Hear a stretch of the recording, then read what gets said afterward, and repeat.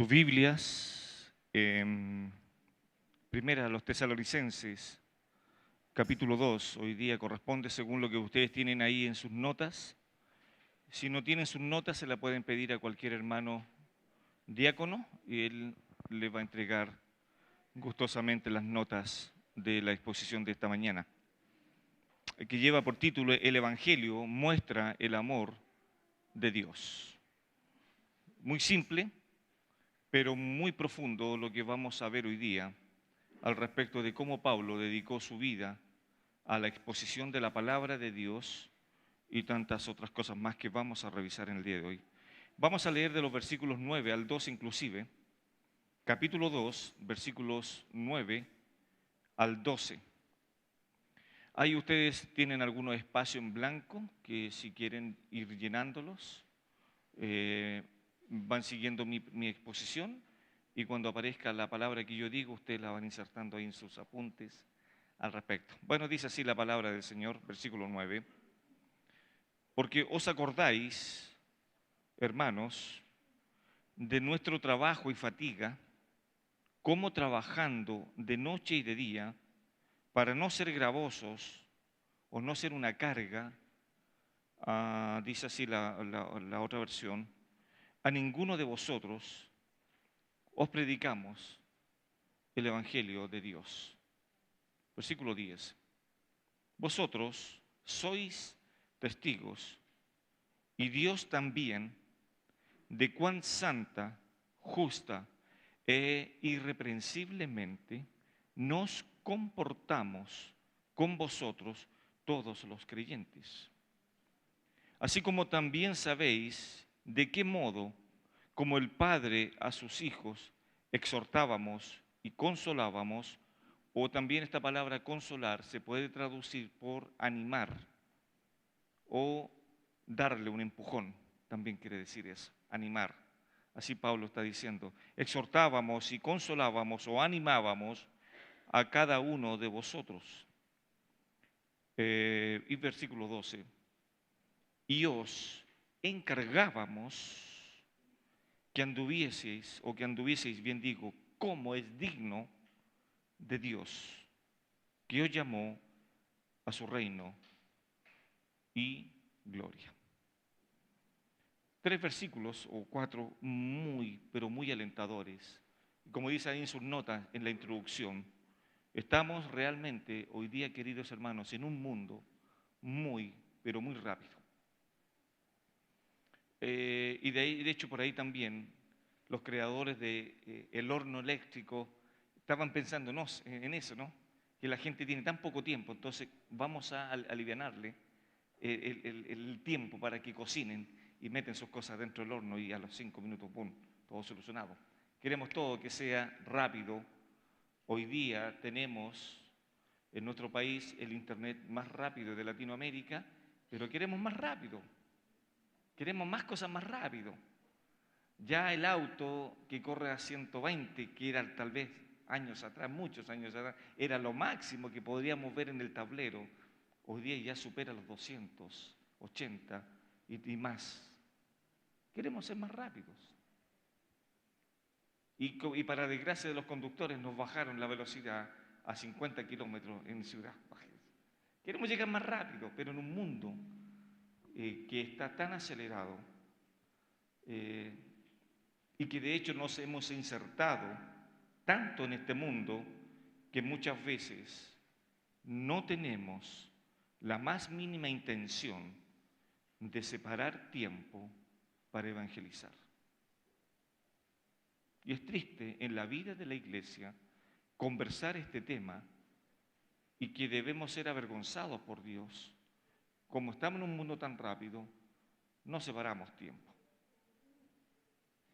Y eso es triste, porque muchas personas que dicen ser cristianas quieren disfrutar de las bendiciones de Dios, pero no quieren tomar las responsabilidades que el Evangelio les otorga a la iglesia. ¿Cuáles son esos beneficios que el Padre ha entregado en su sola potestad mediante su Hijo, el Señor Jesucristo?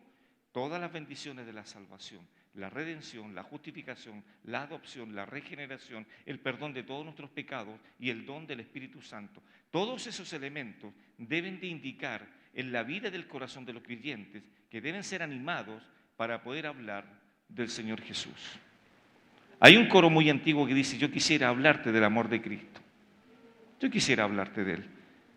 Eso es lo que debe hacer la iglesia. Ahora bien, puede surgir una pregunta: ¿cómo vamos a predicar con mi agenda tan ocupada? Y es muy validero que ustedes puedan tener sus propias opiniones al respecto, de decir: pastor, me levanto a las 6 de la mañana y regreso a las 8 de la noche. Y eso tiene mucho valor si usted me da esa respuesta. Y fíjese que a esa pregunta Pablo va a responder en un momento más. ¿Cómo Pablo responde a esa pregunta que podíamos hacerle a Dios? Señor, pero si levanto muy tarde, muy temprano y llego muy tarde a casa, ¿cómo entonces voy a predicar el Evangelio? En el libro de Nehemías, en el capítulo 4, en el versículo 17, hay una imagen muy hermosa, cómo el escritor menciona que cuando estaban construyendo, ¿cierto?, los muros de Jerusalén, y mire por favor la dualidad que se hace en estos hombres, los que edificaban en el muro, los que acarreaban y los que cargaban, con una mano trabajaban en la obra y en la otra mano tenían la espada. Qué incómodo eso, ¿no? Imagínense, todas las personas, los que edificaban, los que acarreaban y los que cargaban, con una mano lo hacían y con la otra tenían la espada, porque no sabían en qué momento los iban a atacar al respecto. Entonces ahora podemos hacer esta pregunta. Es un buen ejemplo que sí se puede hacer varias actividades por amor a la obra de Dios. Yo no concibo, perdónenme que sea tan franco y tan serio en esto, no concibo, y la palabra del Señor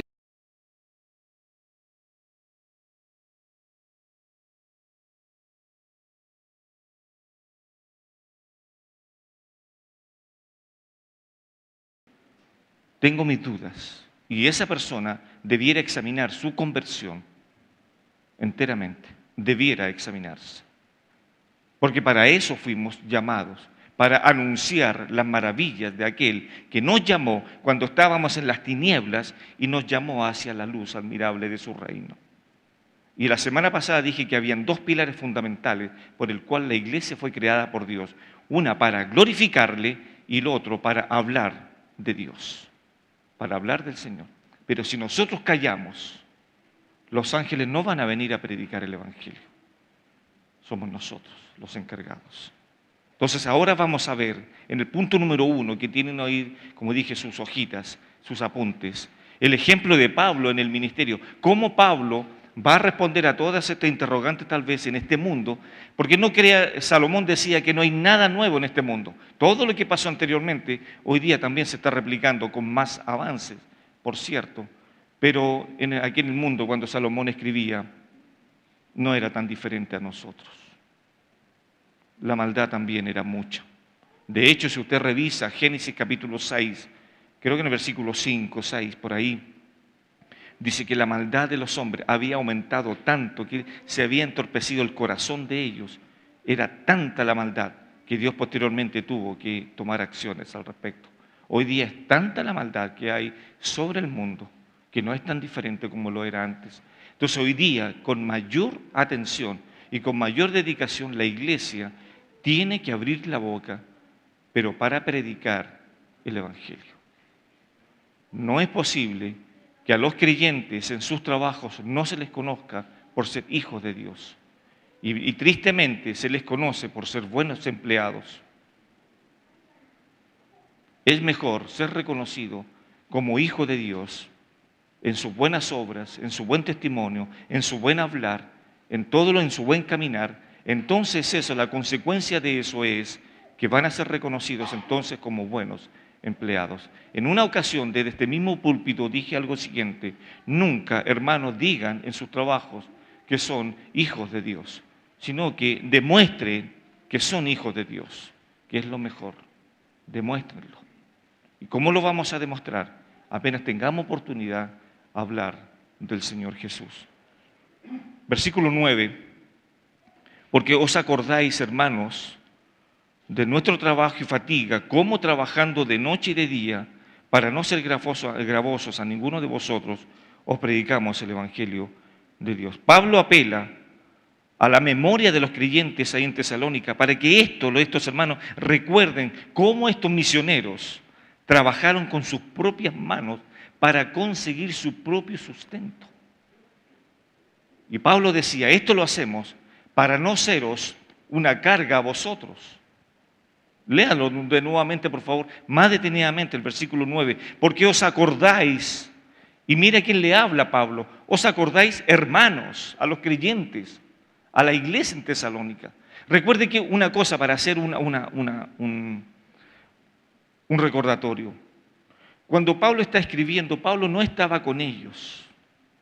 Pablo no estaba con ellos. Pablo estaba en Atenas, allá se quedó. Y de Atenas mandó a Timoteo para que fuera a revisar a los hermanos ahí en Tesalónica cómo habían estado después de tantas persecuciones y después de tantas tribulaciones. El apóstol Pablo comenzó a pensar en su corazón y decir, ¿cómo estarán los hermanos de la iglesia en Tesalónica? Y por eso manda a Timoteo. Pablo se quedó solo en Atenas y manda a su siervo Timoteo para ver, y ahí les envía esta carta a ellos. Qué increíble. Pesaba sobre Pablo la responsabilidad de lo que había hecho en su primer viaje, de cómo fundó la iglesia ahí en Tesalónica. Entonces ahora Pablo le escribe esta carta a los hermanos de Tesalónica y le dice, hermanos de Tesalonicenses, recuerden, hermanos míos, de nuestro trabajo cuando fundó la iglesia Pablo, a eso se está refiriendo. Y Pablo día y noche dice que trabajó para no ser una carga a los hermanos. Pero ¿sabe qué? Además Pablo tenía tiempo para predicar el Evangelio de Dios. Pero el texto dice aquí, trabajando de noche y de día. El trabajo a que se refiere tenía que ser duro, puesto que lo vincula, el texto lo vincula con fatiga. Así lo vincula el texto, con mucha fatiga, mucho trabajo y mucha fatiga. Debió haber sido un trabajo muy arduo. Muy arduo. Recuerde la profesión del apóstol Pablo, ¿no? Algunos la recuerdan. Confeccionador de carpas. Así se ganaba el dinero. Y este trabajo no era un trabajo de 6 horas o de un trabajo part-time. Pablo está escribiendo y está diciendo que este trabajo era de noche y de día. Así dice el texto. De nuestro trabajo y fatiga, como trabajando de noche y de día, trabajando duramente, pero aún así tenía el tiempo para poder entregar el Evangelio del reino. ¿Cómo es amor a los perdidos? Lo podía enseñar el apóstol Pablo. Este trabajo de día y de noche, hoy cuántos predicadores, queridos hermanos, que andan por ahí lucrando con la fe, que si no me pagan tanta cantidad de dólares, no voy a exponer el Evangelio, y si lo hacen, y si tienen que ser un poco más de tiempo, bueno, se cobrará más tiempo para predicar e ir a estas famosas campañas, y cobran dinero, y cobran los autos, y cobran los vuelos. Y Pablo en algún momento dijo, ay de mí, si no anunciares el Evangelio eterno, ay de mí. Entonces, hermanos, muchas veces no es suficiente venir a la congregación el día domingo, sino que en la semana, porque no nos pueden predicar el Evangelio de salvación entre nosotros. Necesitamos ir a los perdidos. Con este ejemplo, Pablo desea tapar la boca de los enemigos. Mire por favor Tito, capítulo 1, versículo 11, por favor.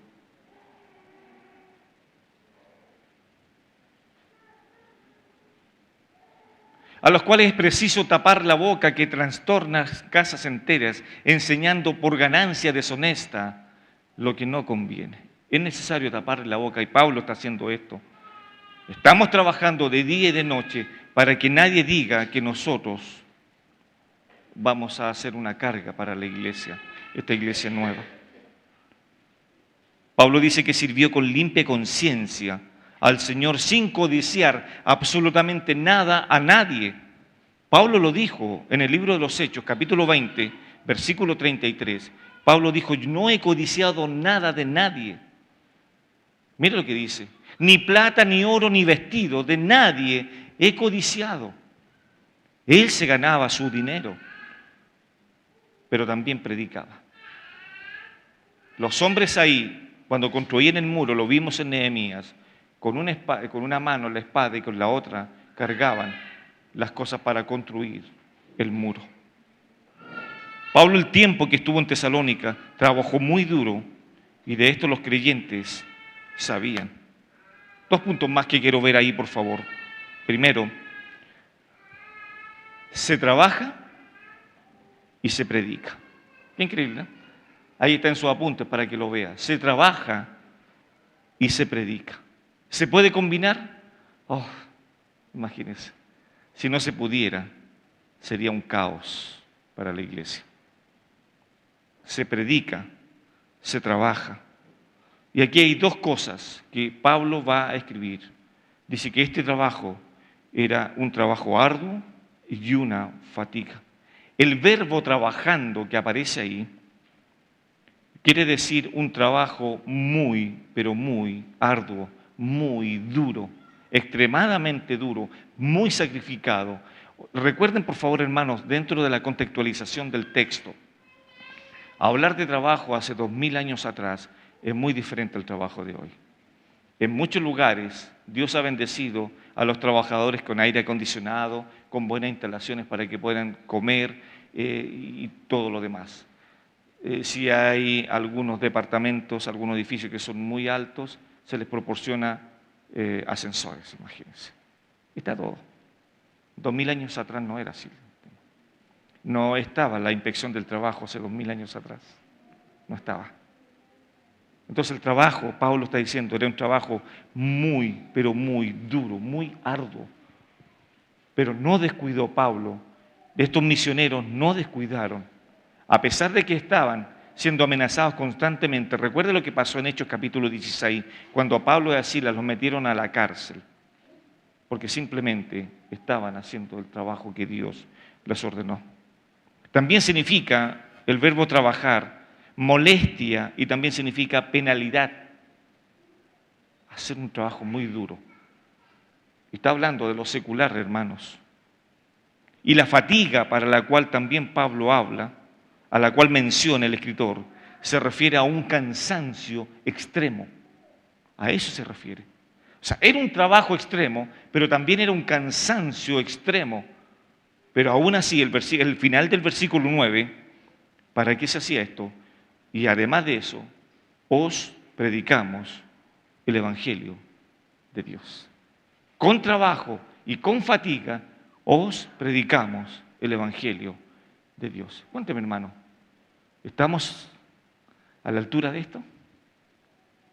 ¿Llegamos a esto? Y por favor, queridos, no soy el más apropiado para que me dé las explicaciones. Si usted es un hijo o una hija de Dios y no está haciendo lo que la palabra del Señor dice, creo que tiene que arreglar cuentas con Dios, no conmigo. Es Él el que va a juzgar nuestras obras.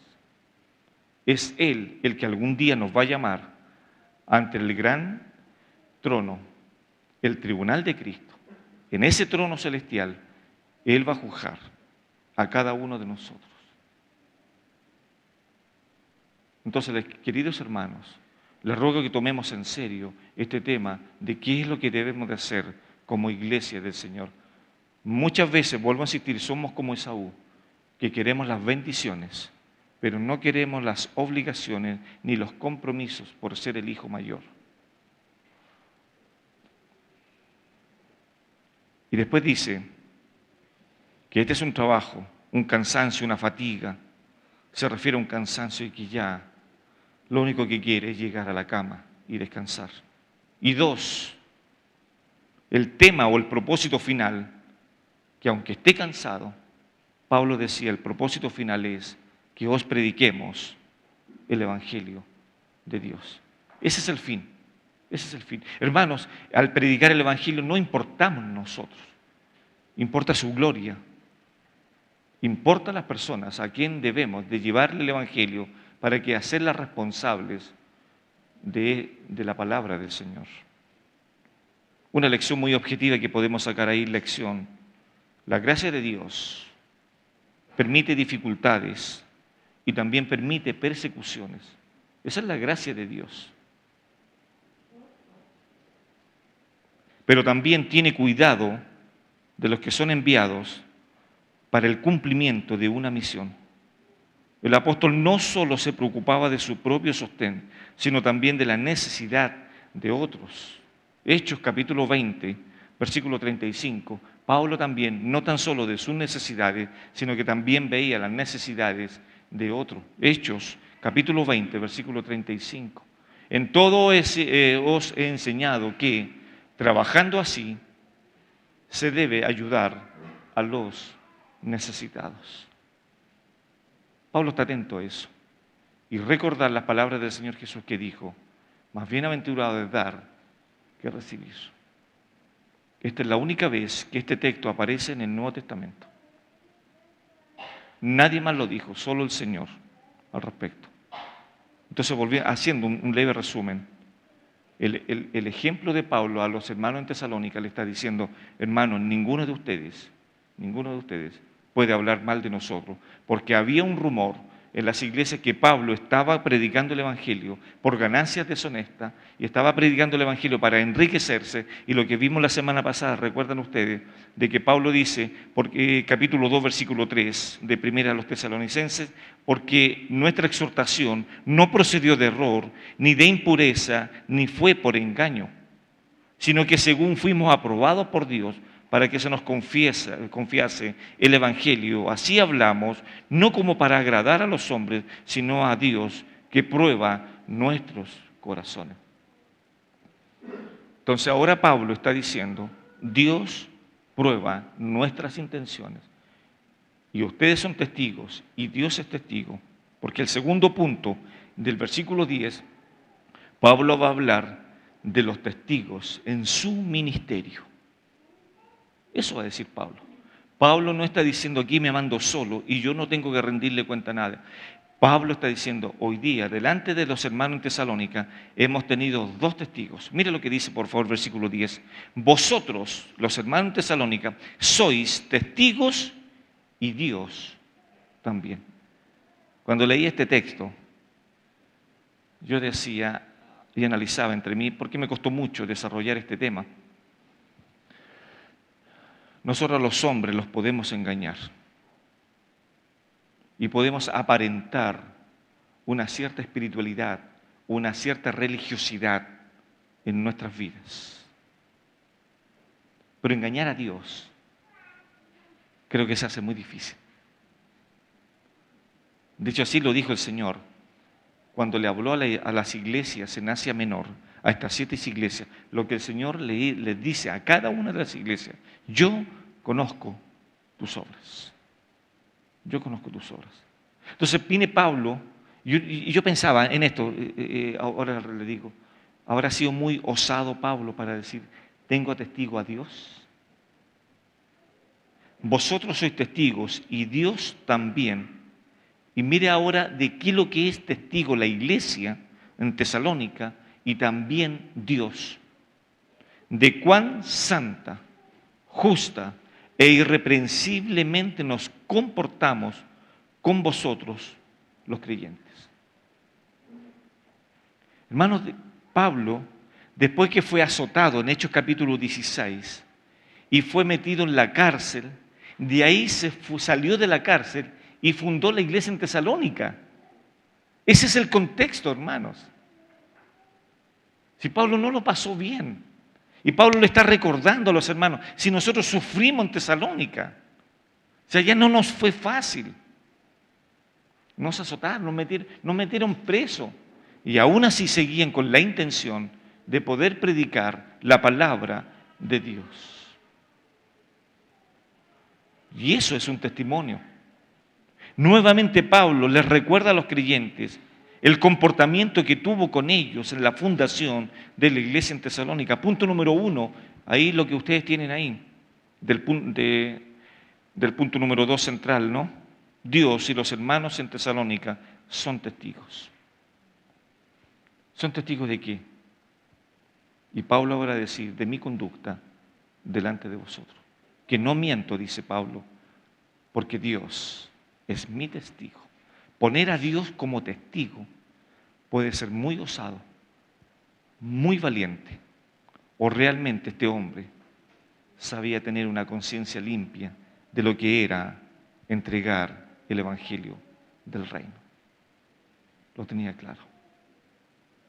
Si el primer testimonio, el de los creyentes, es importante, lo es siempre más el de Dios mismo, porque Dios no miente.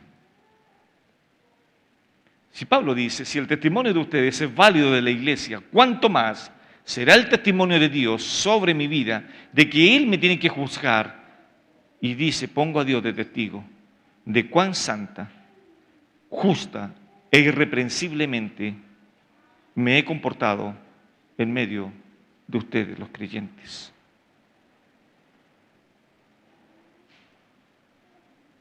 Puesto que Dios es el único que puede conocer los actos externos e internos del corazón. Hermano, así que piensa una cosa. Juan le dice a las iglesias, como dije anteriormente, yo conozco tus obras. Y ahora Pablo va a usar 3 adverbios para poder calificar el ministerio de su trabajo entre los hermanos. Vea por favor los elementos, estos 3 adverbios, los elementos del testimonio de Pablo. Primero, usa la palabra, nosotros nos comportamos en medio de ustedes santamente. Y voy a explicar esta palabra santamente, que lleva la idea de separación. Cada vez que usted va a encontrar esta palabra en la Biblia, que usa la palabra santo, tiene que ver con separar algo para el servicio de Dios. Eso es. Dios separó a la iglesia para un propósito. Dios separó a todos los santos hombres de Dios para un propósito específico. Dios lo hizo, lo separó para Él. Entonces ahora Pablo está diciendo, nosotros nos comportamos en medio de vosotros santamente, y esta idea es de separación. Su trabajo duro en este mundo no dejó a los misioneros amando a este mundo. Pablo perfectamente podría haber dicho en algún momento, o podría haberlo hecho, gano tanto dinero, ¿qué me voy a estar preocupando de que me estén metiendo preso o me estén persiguiendo? Mejor vivo una vida tranquila. Queridos hermanos, si te está yendo bien en los negocios, si te está yendo bien en esta vida y estás dejando a Dios de lado, eso no va a durar mucho. Porque las cosas de este mundo, su gloria pasajera va a pasar. Va a pasar. El mundo y sus deseos pasan. Si cree que ahora eres un hombre o una mujer de éxito y estás olvidando a Dios, en Deuteronomio capítulo 6, Moisés le está diciendo, ten cuidado de olvidarte de Dios, que cuando crezcan tus riquezas, tú vayas a decir, todo esto lo he ganado yo. Cuidado con eso, queridos.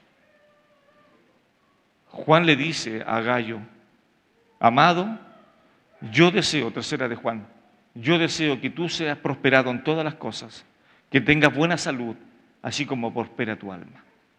Esas 3 cosas le dice el consejo de Juan a Gallo. Amado, yo deseo que a ti te vaya muy bien. Gloria a Dios por ello. Que tengas buena salud. Cuánto quisiéramos buena salud, ¿no? Y después le dice Juan a Gallo, así como prospera tu alma. Así como anhelamos que nos vaya bien, así como anhelamos tener buena salud, la condición es entonces así, debemos de anhelar tener una vida espiritual de acorde a lo que requiere el Señor.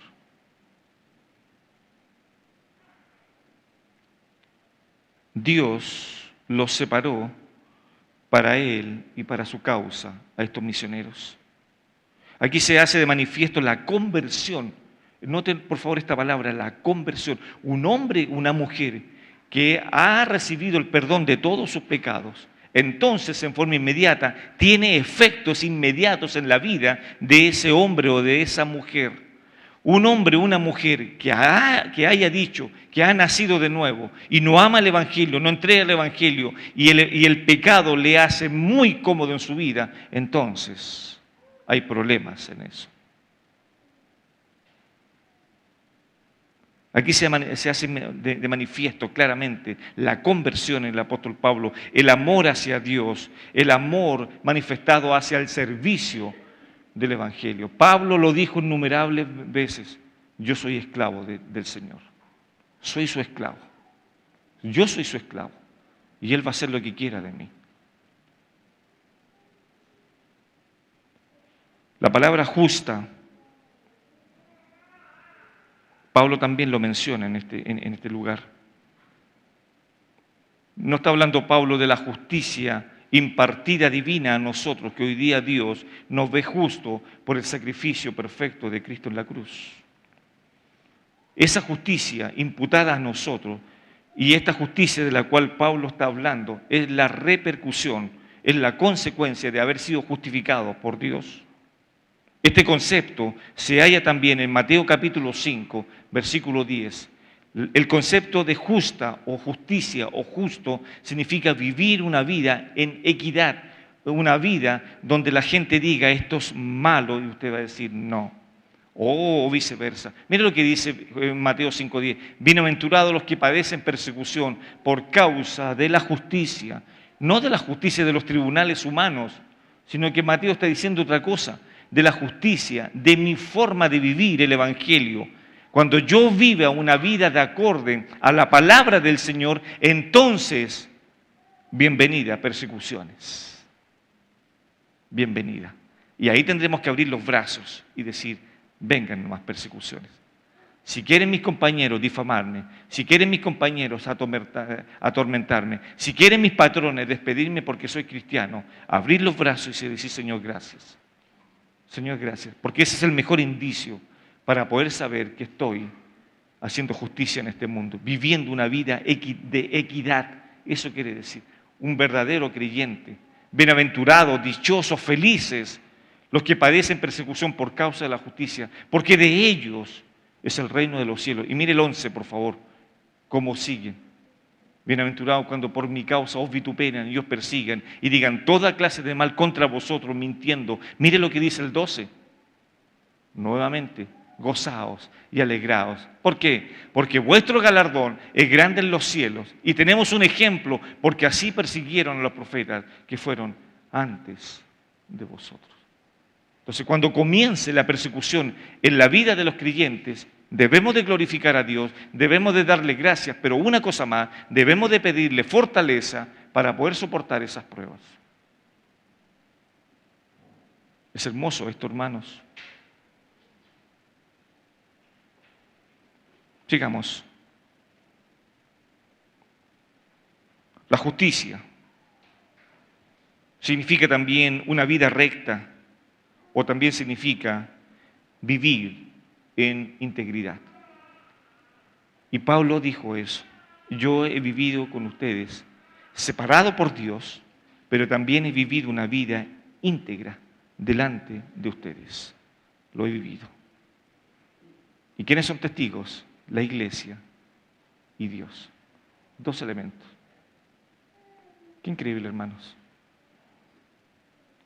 Este concepto significa vivir en integridad.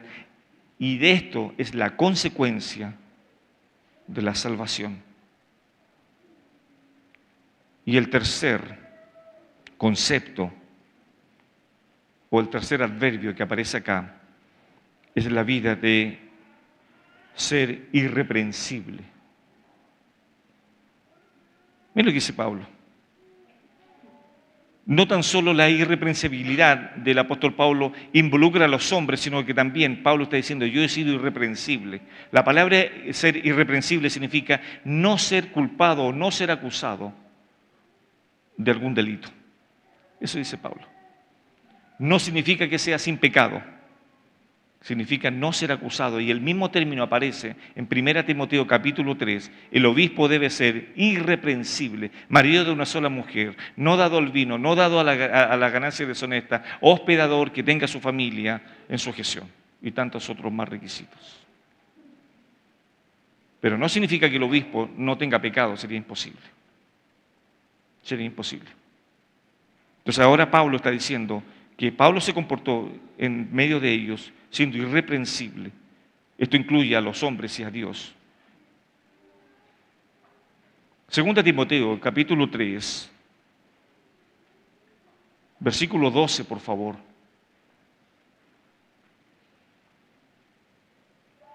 Este es un texto también que hay que llamar mucho la atención. Y también todos los que quieren vivir piadosamente, ahí está la palabra piadosamente, que es un sinónimo de vivir en este mundo siendo irreprensible. ¿Quieren vivir piadosamente? ¿Cuál va a ser la consecuencia?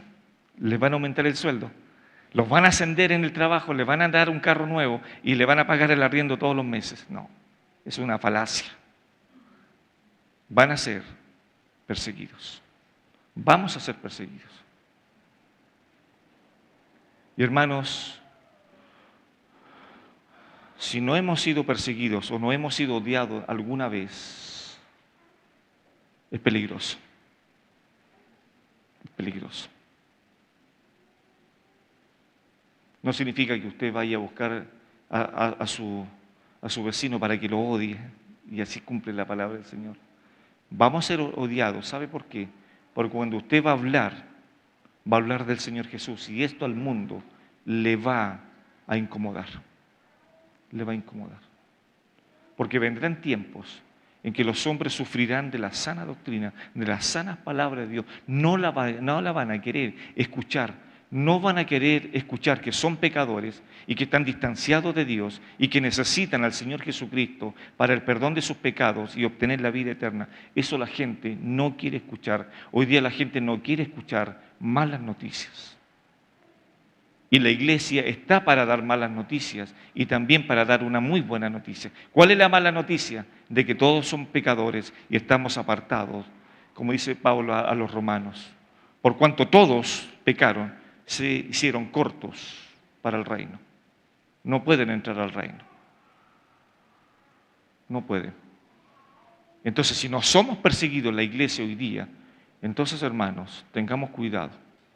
Es un índice de poder o es una alerta de poder decir cómo estamos viviendo entonces el Evangelio. Si los creyentes se están pareciendo al mundo, entonces nunca van a recibir una persecución, nunca, ni siquiera un desprecio, porque estamos tomando el color del mundo, amando al mundo, conviviendo con el mundo, y el Señor lo dijo claramente en esta oración sumo sacerdotal.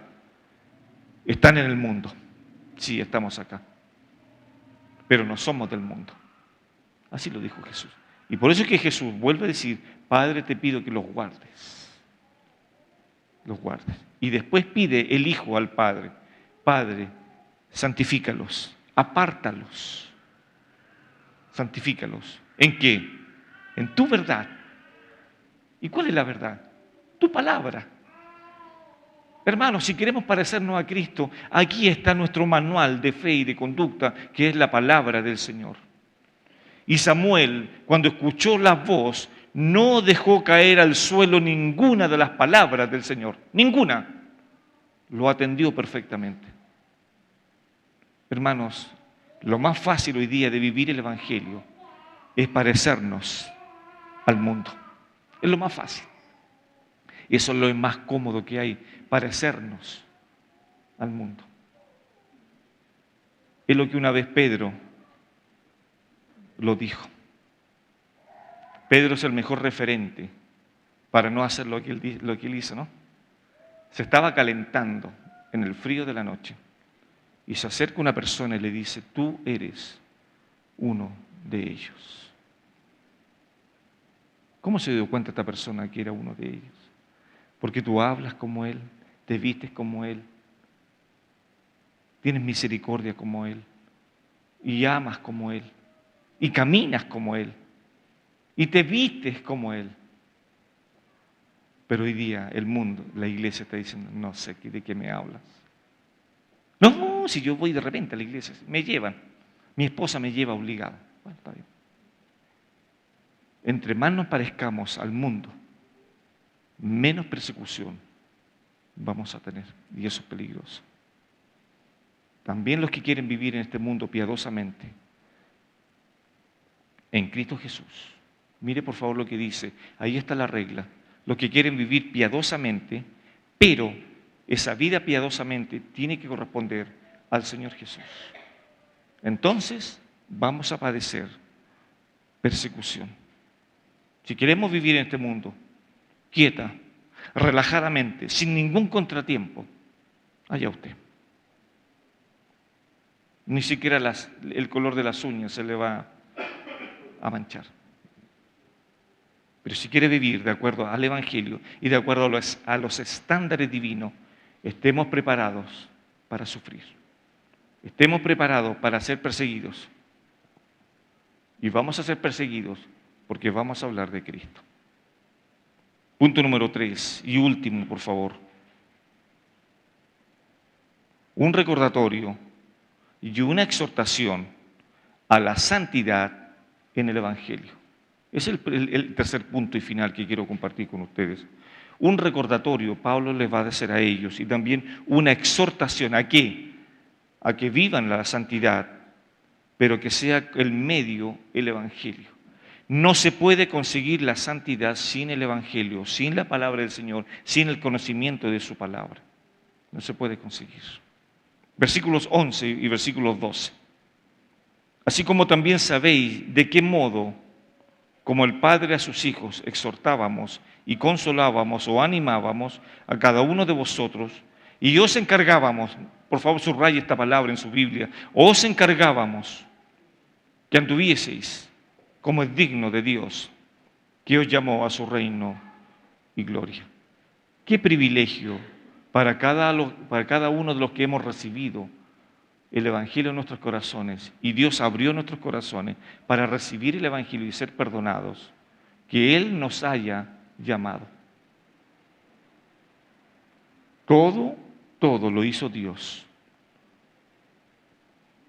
Si alguna persona acá no tiene la salvación del alma, no tiene seguridad de salvación, por favor yo les ruego que medite en su corazón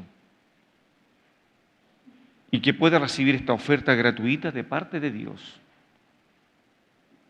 ¿Cuál es la oferta gratuita? Porque de tal manera amó Dios al mundo, que ha dado a su Hijo unigénito para que todo aquel que en Él cree no se pierda, mas tenga vida eterna. Eso lo dice el Señor, porque de tal manera Él amó. Entonces, queridos, si alguien me está escuchando en las redes sociales y no disfruta de este perdón, de esta paz, Dios la puede dar y Dios puede salvarle. Pero esa es su decisión al respecto. Ahora Pablo sigue hablándole a la iglesia y le va a hacer este recordatorio. Miren lo que dice, por favor, la versión NTV, este mismo versículo. Y saben que tratamos a cada uno como un padre trata a sus propios hijos. Versículo 12. Les rogamos, los alentamos y les insistimos que lleven una vida que Dios considere digna, pues Él los llamó para que tengan parte en su reino y en su gloria. Así dice la versión NTV. Y me gusta la segunda parte, el versículo 12. Les rogamos, los alentamos y les insistimos. ¿En qué les insistimos? ¿En que vayan todos los domingos al culto? No. ¿En que dé sus diezmos y sus ofrendas? No. Pablo le está diciendo, les alentamos a que vivan el Evangelio, a que abran las Escrituras y podamos rever nuestra vida, nuestro corazón y dejarlo al designio, dejarlo a la pesa de Dios, para que Él juzgue cómo es nuestro comportamiento como hijos de Dios. Punto número 1. El ejemplo de Pablo como un padre. Recuerda que anteriormente Pablo había dicho que él era como una nodriza para con sus hijos. Los cuidaba. La semana pasada expliqué este término de nodriza, que era una mujer que cuidaba a hijos ajenos. Y al cuidar a hijos ajenos, lo que iba a primar en eso era el cuidado de aquellos hijos. Si sus hijos naturales estaban pasando hambre, primero debían comer los hijos que la nodriza estaba cuidando. Si quedaba algo, ahí comían sus hijos. Qué increíble. Y Pablo está diciendo, yo fui como una nodriza a vosotros. Hermanos, capítulo 2, versículo 7 de primera, ahí está el texto que le estoy leyendo. Antes fuimos tiernos entre vosotros, como la nodriza que cuida con ternura a sus propios hijos. Si esta nodriza cuida con tanto amor a hijos ajenos, ¿cuánto más será entonces esta nodriza que va a cuidar a sus propios hijos? Imagínense, con este amor, ahora Pablo está diciendo, ustedes saben también de qué modo, como el padre a sus hijos, exhortábamos. Primero Pablo toma el ejemplo de una nodriza, ahora cambia la figura y la usa como un padre. Pablo le está diciendo a los hermanos en Tesalónica, yo he sido como un padre para ustedes. Y voy a explicar estas dos palabras, exhortar y animar, que aparecen ahí. La palabra exhortar que aparece ahí, dice, aparte del trabajo arduo que tenía Pablo en lo secular, Pablo ejercía su ministerio exhortando a los creyentes con toda paciencia. Debió ser un trabajo muy agotador, porque este es un trabajo que hace un padre. Imagínense ustedes, por favor, trabajar de día y de noche y después tener el tiempo para exhortar a los hermanos en la fe. Y Pablo no está reclamando que está cansado. Pablo está dando su ejemplo en el Evangelio. Debió ser un trabajo muy, pero muy agotador. Y después usa un verbo de animar. Este término también significa consolar, confortar, estimular, empujar para que sigan. Queridos, sin la cobertura de una iglesia local es muy difícil vivir una vida basada en las Escrituras. Es muy difícil. Punto número 2. ¿En qué consiste este ruego, esta consolación, este confortar a los hermanos? Las persecuciones en aquel entonces era el pan de cada día. Y Pablo recordó eso. Quiero ir para allá, quiero ir a Tesalónica, pero a Pablo le fue imposible de ir a Tesalónica. Y él estaba preocupado porque las persecuciones en aquel entonces eran pan de cada día. Y Pablo estaba preocupado que la fe de los hermanos no fuera a decaer. Y por eso estaba preocupado Pablo. Y de hecho, pero muy preocupado. Miren lo que, por favor, no están los apuntes, pero en el capítulo 3 de Primera a los Tesalonicenses.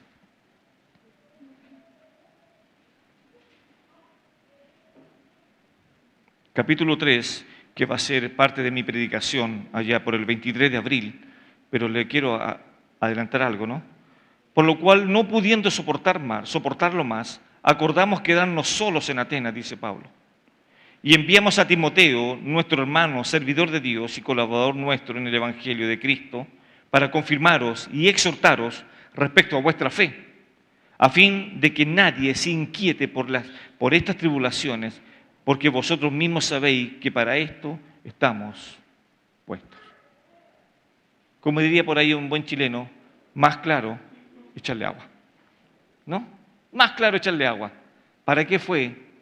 ¿Para qué fueron estos hombres destinados a morir? Pero Pablo estaba preocupado de ellos, de que las persecuciones pudieran debilitar su fe. Esa era la preocupación de un padre que anhela y que cuida a sus hijos. En eso consistía, que estas persecuciones vayan a hacer caer a los hermanos. Recuerden que Pablo solo estuvo con ellos cuando fundó la iglesia. Fue muy poquito tiempo que estuvo Pablo con ellos en ese primer viaje. Estuvo muy poquitito. Y como no podía ir a Tesalónica cuando estaba en Atenas, tuvo que mandar a Timoteo. No resistió la pena, no resistió la angustia y tuvo que mandar a Timoteo para decir, ve a los hermanos y pregúntale cómo están. Y aquí te podemos sacar principios bíblicos, hermanos. Principios bíblicos para una vida saludable en la congregación. Debemos de estimularnos, debemos de estar llamándonos, debemos de estar preocupados por las necesidades de los otros creyentes. Y si usted me dice, pastor, no tengo tiempo, bueno, Pablo ya respondió eso. Pablo ya respondió. Entonces Pablo está diciendo esto. Entonces existe ahora un vínculo con ellos y una preocupación por su estado espiritual. Pablo no los había olvidado. No los había olvidado. Dentro del punto número 2, que los creyentes en Tesalónica anden como es digno de Dios. ¿Cómo cree usted? Por favor, haga esa pregunta. ¿Cómo creen ustedes cómo es andar como es digno de Dios? A ver, y uno puede tener muchas ideas, ¿no? ¿Cómo será vivir como es digno de Dios? El objetivo de las exhortaciones y de la demanda mencionada en este versículo es que los creyentes vivan dignamente. Esto es, con la dignidad requerida de la condición. 1 Pedro, por favor, capítulo 1, versículos 14 al 16. Pedro nos va a dar algunas luces al respecto. Como hijos obedientes, eso es andar dignamente. Como hijos obedientes, no conforméis a los deseos que antes teníais estando en vuestra conciencia, o en vuestra ignorancia, perdón. Siendo hijos obedientes. Versículo 15. Sino como aquel que os llamó es santo, sed también vosotros santos en toda vuestra manera de vivir. Versículo 16. Porque escrito está, sed santos, porque yo soy santo. Hermano, quisiera preguntarle algo. ¿Cómo creen ustedes que era la condición espiritual de aquel sumo sacerdote que entraba al lugar santísimo una vez al año? Medite eso. Medite por un momento. ¿Cómo creen ustedes? El sumo sacerdote no entraba riéndose a la casa del Señor. No estaba. Él sabía que tenía que enfrentar la santidad de Dios y que su vida, si su vida no estaba de acorde a esa santidad, ese hombre debía morir inmediatamente. Así como murieron dos hermanos, hijos de Aarón, en el capítulo 10 de Levítico, que hicieron algo indebido en la casa de Dios y murieron. Imagínense ustedes. Que los creyentes vivan como es digno, que vivan el Evangelio, o más simple aún, que vivan constantemente en la santidad. Que vivan en eso, santidad. Y por último, el apóstol Pablo, en el versículo 12 dice, os encargamos que anduvieseis como es digno de Dios, que os llamó a su reino y gloria. Quien ha sido llamado por Dios, entonces, dice un autor, está en la esfera de la misma presencia del Dios omnipotente. Quien ha sido llamado por Dios está en la esfera del Dios omnipotente que creó los cielos y la tierra. Y aún Jesús dijo, estos están en el hueco de mis manos. Quien ha sido llamado por Dios. Y también, en Efesios capítulo 2, versículo 6, y juntamente con Él nos resucitó y asimismo nos hizo sentar en los lugares celestiales con Cristo Jesús. El apóstol Pablo, este evento, aunque es futuro, Pablo lo está dando ya por hecho. Ya por hecho. Conclusión de esto. Pablo aconseja a los colosenses, Esta es otra carta que Pablo le escribe ahí a los Colosenses capítulo 3, versículo 2. Pongan la mente en las cosas de arriba y no en la de la tierra. Eso hizo Pablo. Y por último, un texto que quiero que quede, por favor, puesto ahí en la pantalla y subráyelo también en sus Biblias. Vamos a Éxodo, capítulo 28.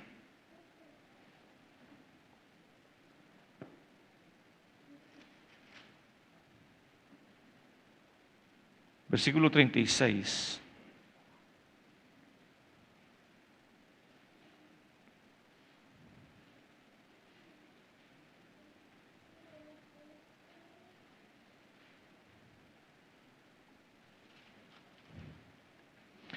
El sumo sacerdote podía vestir muy hermosamente. Y de hecho sus vestiduras así lo anunciaban.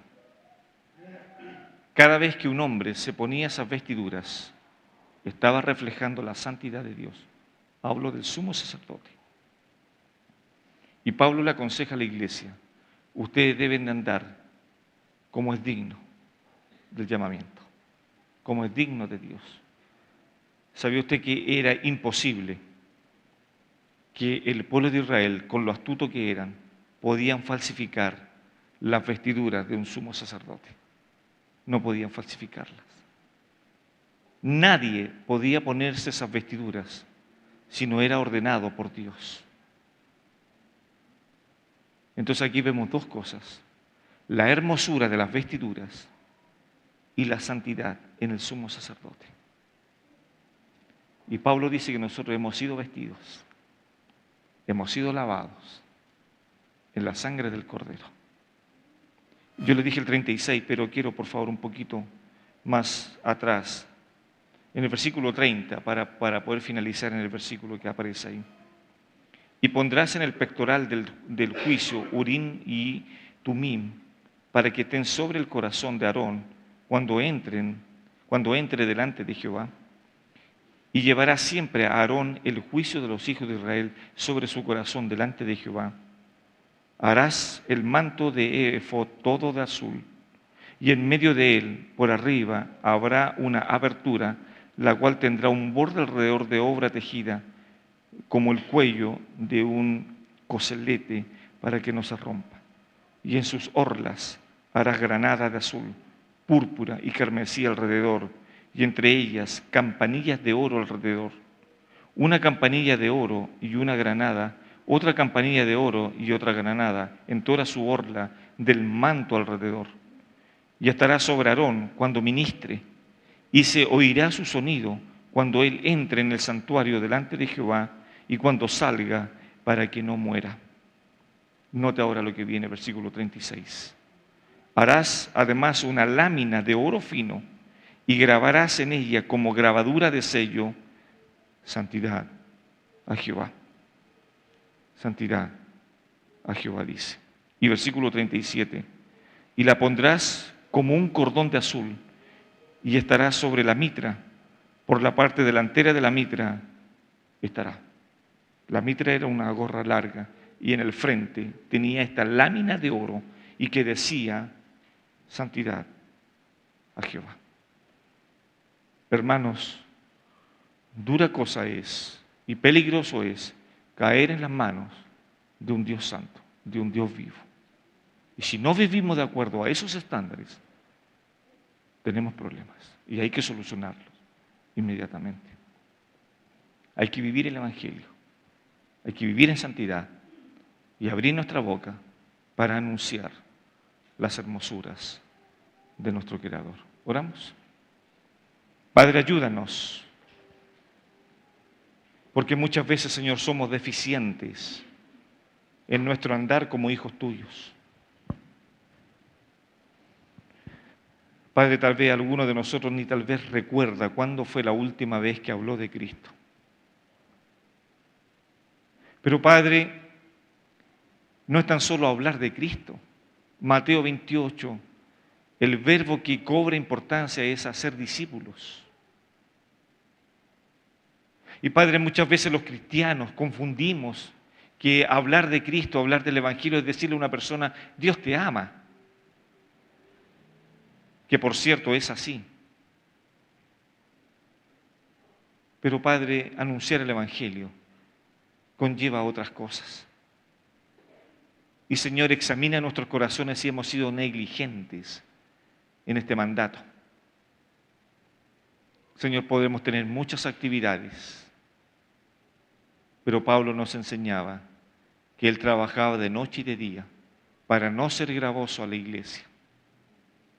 Y Pablo se comportaba en medio de ellos santa, justa e irreprensiblemente. Señor, quisiéramos ser como Pablo, de ponerte a ti como testigo de nuestro caminar. Señor, ayúdanos para llegar a esa conclusión y a esa valentía de poder, Señor, ponernos en medio de la congregación y decirle a los hermanos, Dios es testigo y también la iglesia de cómo nos hemos comportado en este mundo. Padre, si hemos borrado en nuestras frentes santidad de Jehová, te pido que nos ayudes para limpiar esa lámina, para limpiar nuestras vestiduras que han sido ensuciadas por el pecado y que podamos ser lavados en la sangre del Cordero de Dios. Y Padre, te suplico, si alguna persona que no conoce de ti y que no se ha arrepentido de sus pecados, te pido, Padre, que le animes y abra sus corazones para que puedan recibir el perdón de sus pecados. Padre, te adoramos y te damos gracias por la iglesia. Y queramos, Señor, en este tiempo seguir adorando tu precioso nombre. Oramos en el nombre de Jesús. Amén.